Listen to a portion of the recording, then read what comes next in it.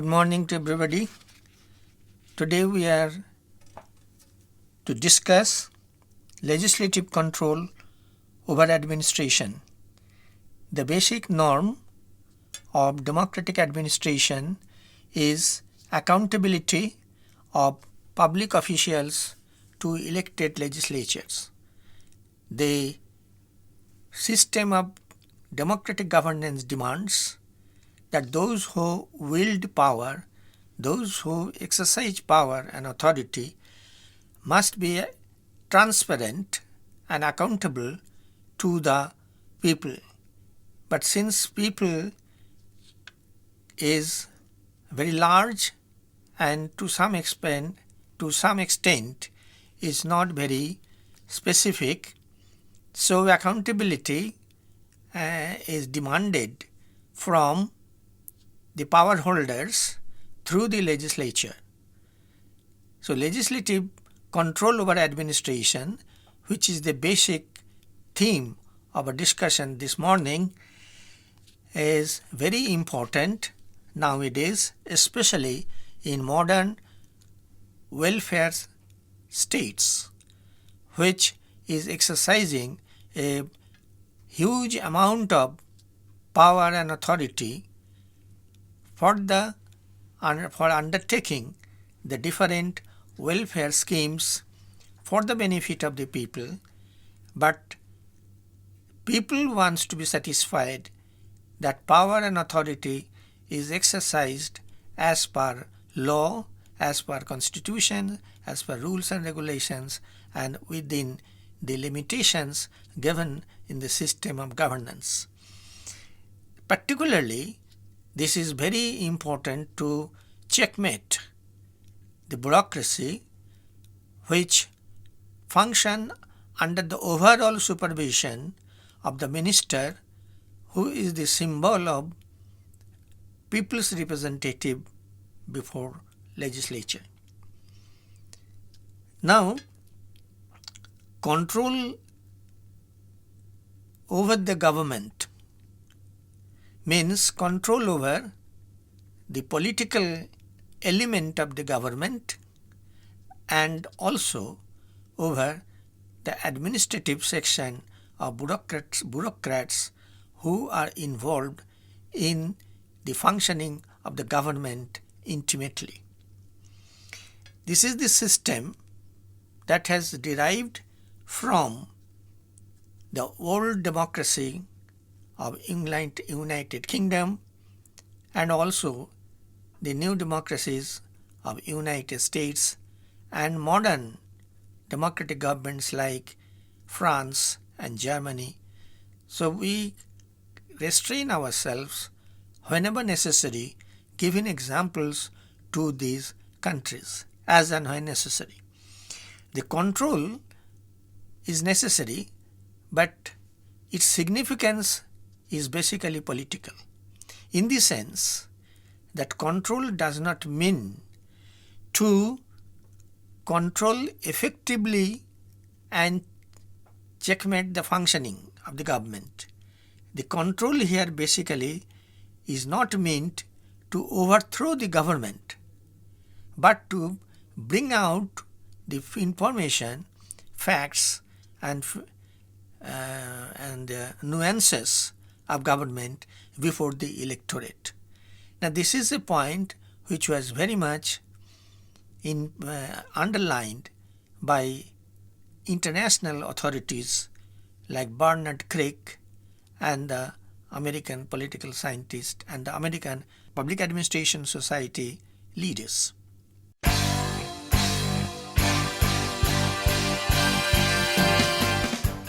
Now, control has different methods and procedures. First of all, the system of head of the state, whether monarch or the president, will address the opening session of the legislature every year, and this is followed by a motion of thanks for this speech made by the head of state. Now here is a first attempt. Here is an opportunity for the legislature to express its solidarity with the president's speech and support it and extend a motion of thanks. And the opposition is all the time trying to say that the head of state has omitted certain facts, head of state has not done this or that, head of state has not pointed out many things. So ultimately the motion is passed through the majority, and therefore this is an occasion which gives legislature a great power to exercise general control over the policies of the government. Second, the method that we can think of is the debates and discussions over budget. We'll come to it later on in detail. That is, budgetary discussion is the vital to control by the legislature, in the sense that the old democratic principle, very ancient democratic principle, no taxation without representation. This was the slogan on which American independence war started, and George Washington declared that no taxation without representation. So this basic principle of parliamentary democracy or presidential democracy gives an opportunity to control the executive or the government. But there is other detailed methods like debates and discussions. The debates and discussions, the first thing is what is called short duration discussion. With the permission of the chair of the house, some time that is discussed and agreed upon by the house as a whole, and then a short duration, it is called short duration discussion, and during this on a theme or a number of themes there can be discussions, and these discussions act as effective tool of controlling executive. Then we can have various motions. First of all, most important is the call attention motion. Legislators can draw the attention of the government that on such and such themes or issues which is agitating the public mind, or some incidents which is very serious, they call attention motion demanding that immediately they want a discussion and to criticize the government or to know facts or to have some assurances from the government. That is, what is they propose to do or what the government actually should do. Then the is very important motion is what is called adjournment motion. That is, the opposition in the house, they can move what is called adjournment motion.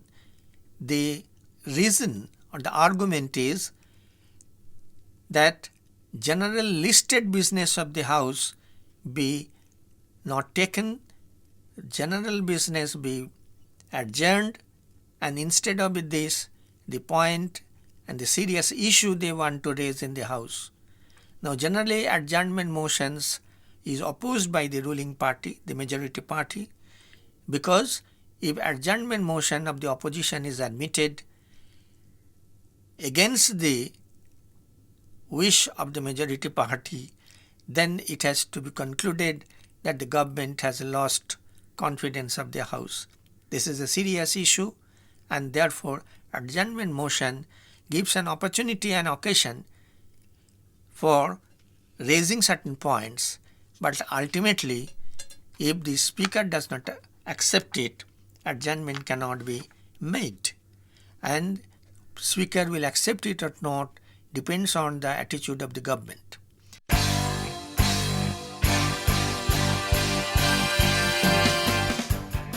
Secondly, there is a right of interpellation. It is an ancient right of the legislators to interpellate, that means to ask questions.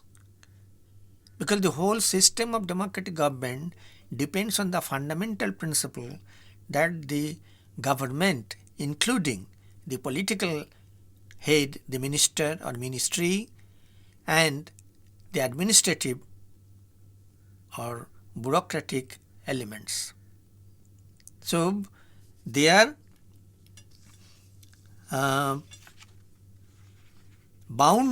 duty bound to answer any question put by the legislators.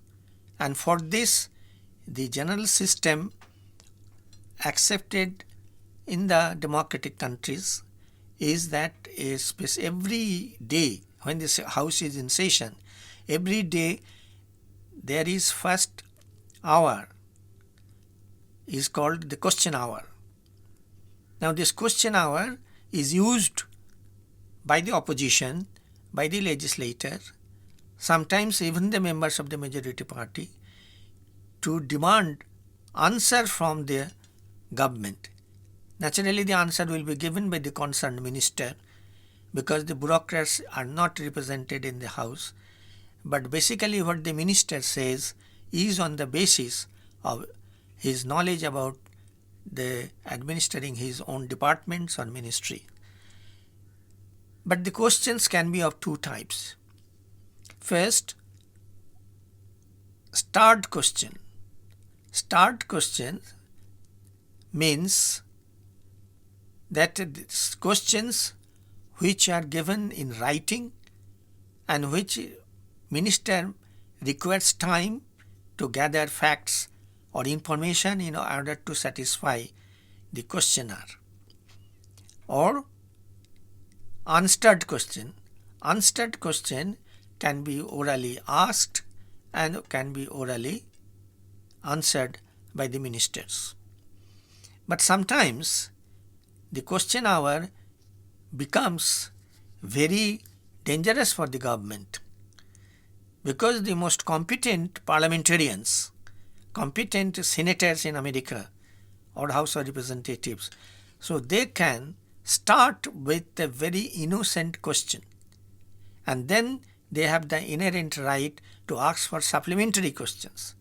So the supplementaries are very effective tools in the hands of the intelligent and experienced legislators to embarrass the government and to catch the minister in his weak points. So ministers must be very careful in answering or choosing language while answering questions. Ministers recently in India, Chief Central Information Commissioner has declared that ministers are public authorities, quote and unquote.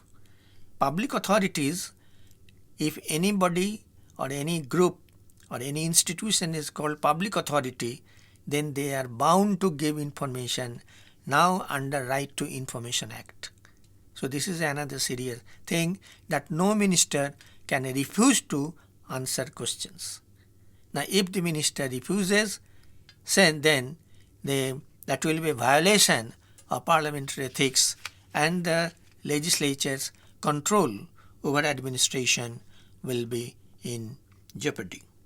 Then there is one innovation made in Indian system of parliamentary government, that is 0 hour.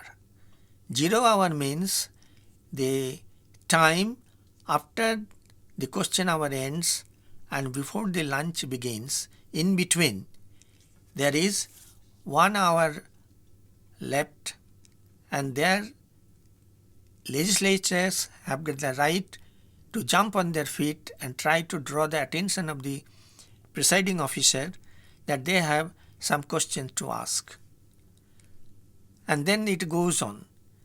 But sometimes the speaker had to intervene and say, okay, the 0 hour is over and so we break for lunch. But anyway, this is an additional instrument in the hands of the legislator.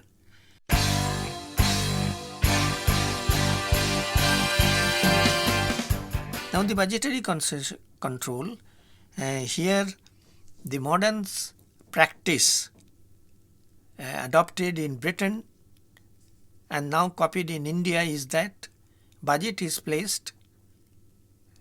annual, and that indicates that every year the government must come before the legislature to have permission, to have grants. Otherwise, on the basis of no taxation without representation, government cannot impose any taxation, government cannot make any expenditure. So it is compulsory, it is mandatory that every year annual budget has to be placed before the legislature for its consideration and passing the budget.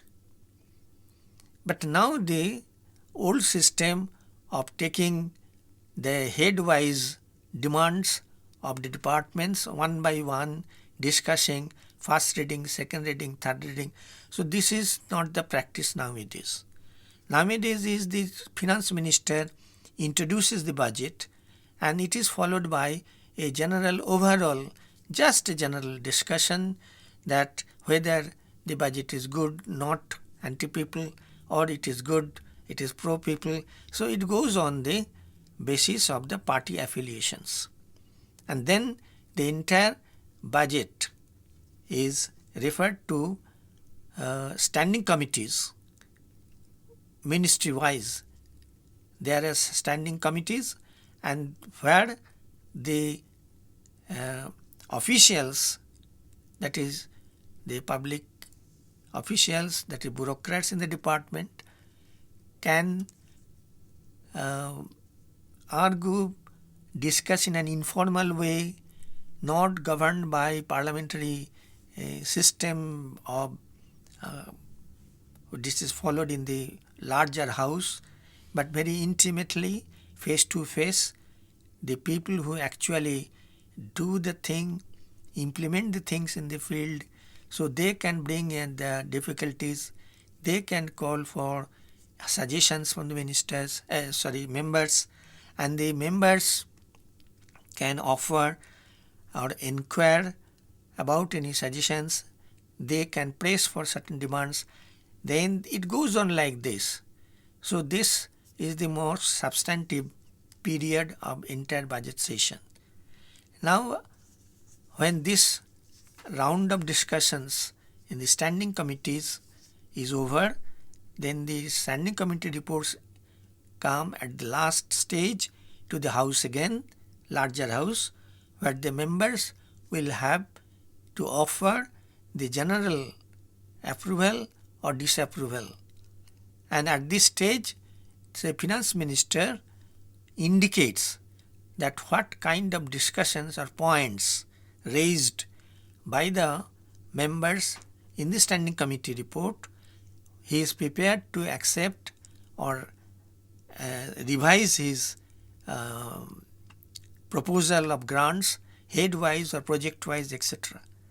So once the finance minister at this stage, at the last general discussion, can announce certain concessions. So this is how the budget passing completed. And this shows that this is an effective tool of controlling the government, which is given in the hands of the legislature.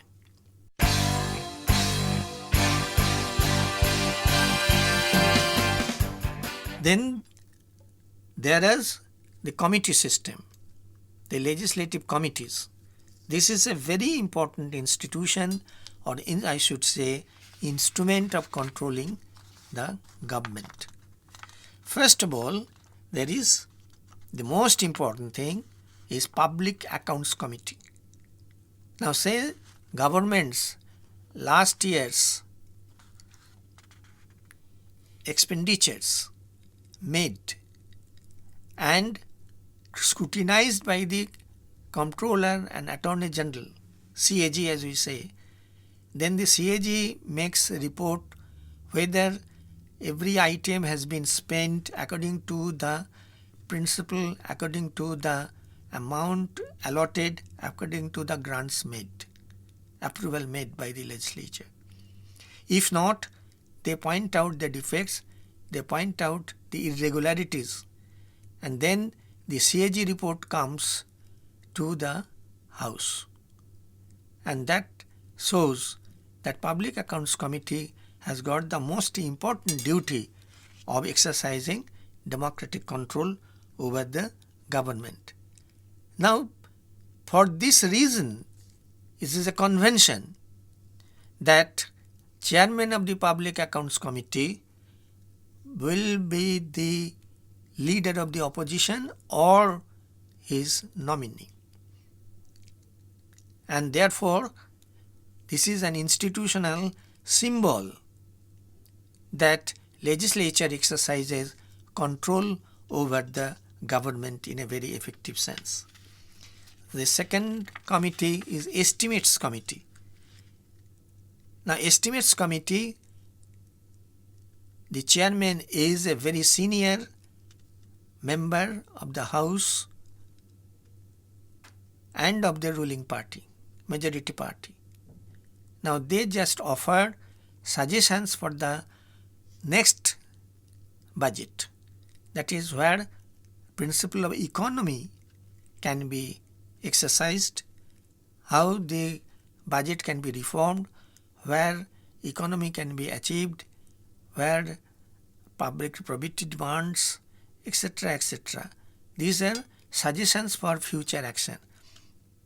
I repeat, the Public Accounts Committee is after the expenditure has been undertaken and scrutinized by CAG. Estimate Committee is for the future. The estimates, how the estimates are to be placed, any suggestion Estimate Committee can give. Then the third most important, there are many committees, but the third most important committee is the Committee on Public Undertakings. And there is the Committee on Subordinate Legislation. That is, so many public undertakings, what is called PSUs, they are functioning, whether they are failures, all these things are scrutinized in the committees and they offer suggestions. And the Committee on Public Subordinate Legislation is the committee which examines how exercising the delegated legislation, the bureaucracy or the government for that matter, whether it has followed the spirit and basic principle of the law. Because delegated legislation or subordinate legislation means bylaws, rules.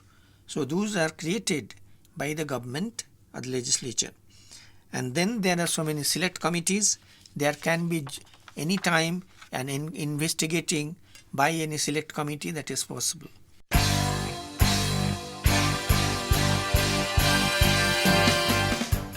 Now I come to the last part, that are limitations of legislative control.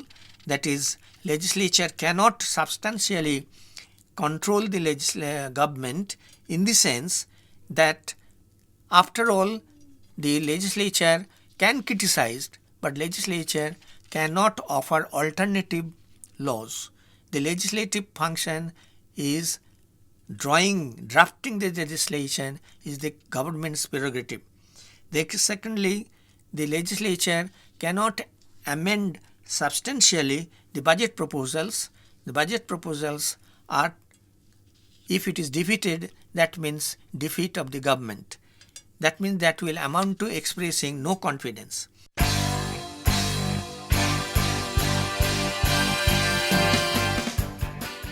Therefore, the conclusion is that legislative control over administration is substantially and basically political in nature. There can be no confidence motion, but everybody knows that no confidence motion will be defeated so long the government retains a majority or confidence of the House. It cannot refuse budget demands because If that is done, government will have to resign. It cannot refuse votes or supplies or supplementary demands made by the government, because that is also will imply the resignation of the government. So this shows that there is limitation on legislative control, but their main function is political in the sense that they assert the supremacy of the legislature over administration. And I think with these words we can conclude this discussion on legislative control over administration.